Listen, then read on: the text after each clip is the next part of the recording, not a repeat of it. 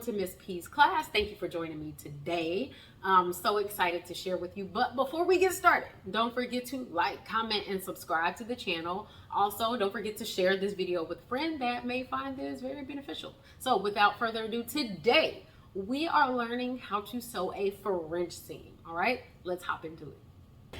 All right, guys, so we're about to sew our French seam. One thing I didn't mention in the straight seam video that I want to mention here, if you're not sitting directly in the middle of your sewing machine where the needle is in the middle, it'll be a lot harder to track to make sure that your stitches stay straight. So just one minor adjustment to your seating can make all the difference in your sewing. I just wanted to throw that out there. All right, so here we go. We're going to sew our French seam. So the French seam has a total of 2 seams put together as one.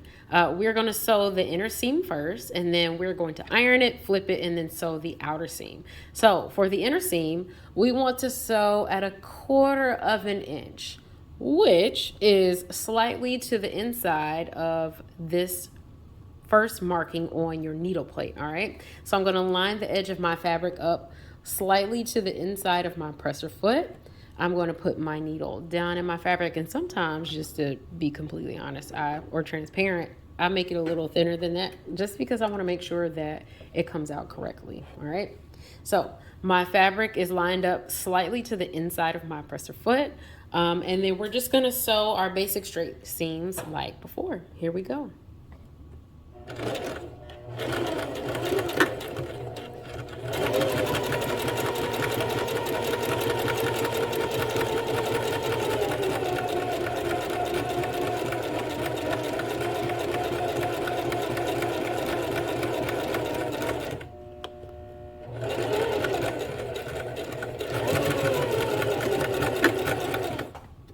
All right, so now that we have our first row of stitches done, see, we're at 1/4 of an inch all the way across. We want to trim our threads, and then we're going to move over to our ironing board.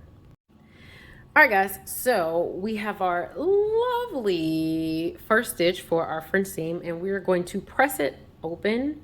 We're going to press it to one side and then flip it so we can complete the second step. So I open it like so. So my seam is facing up, and I want to make sure that it is, we don't want to pull and stretch, but we do want to make sure we are getting our fabric to lay down exactly on the center seam. And all I'm going to do is take my iron and just press this seam to one side.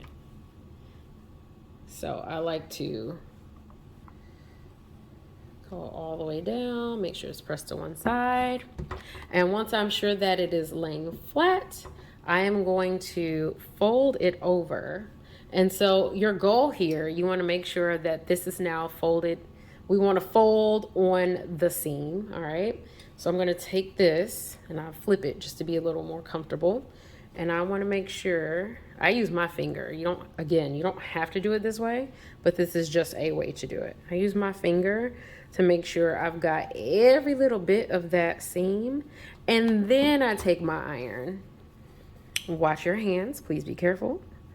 You want to make sure you're ironing, directly on top of that seam. If you do not, when you go to sew this, it will not come out correctly, and that is not what we want. So just gonna go all the way down, making sure our seam is pulled all the way out.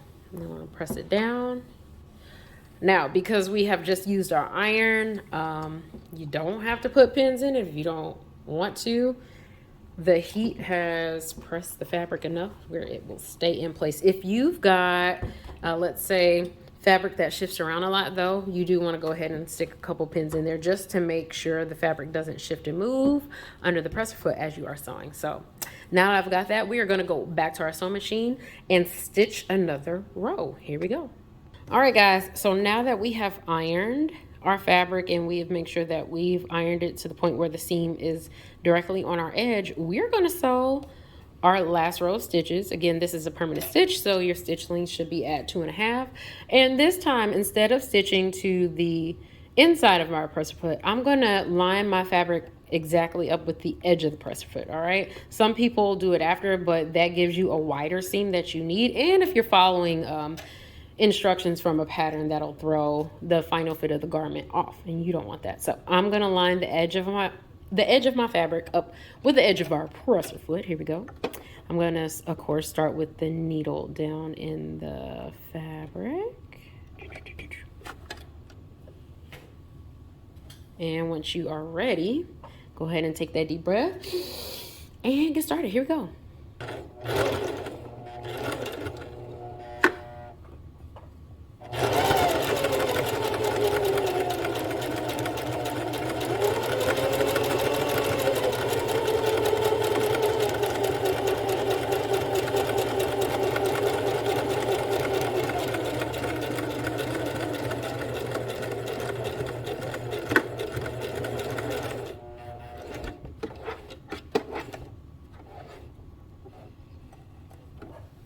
Go ahead and pull it out.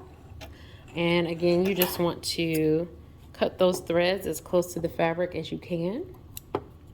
Oops, got a little stray there. And I'm going to get the other side too. All right, guys, now that we've sewn our second row of stitches, let's go ahead and do the big reveal. So we will know we did it correctly if nothing's popping through. And we're good. It's good. So you want your seam, this would be the outside. You want your inside seam to look just as nice as your outside seam. All right, this is what people will see. If this is a sheer fabric, because a lot of times people use this seam on sheer fabrics or luxury fabrics, you want the inside of your garment to look just as nice as the outside of your garment, okay? So that is how you do a French seam. Okay, y'all, you did it. You did it, you did it, you did it. You sewed your very first French seam and it looks amazing. So congratulations to you. Thank you for sticking with me through this video. Don't forget to comment below because I want to hear from you guys. What else would you like to see me sew as a sample for you guys? Until next time, peace.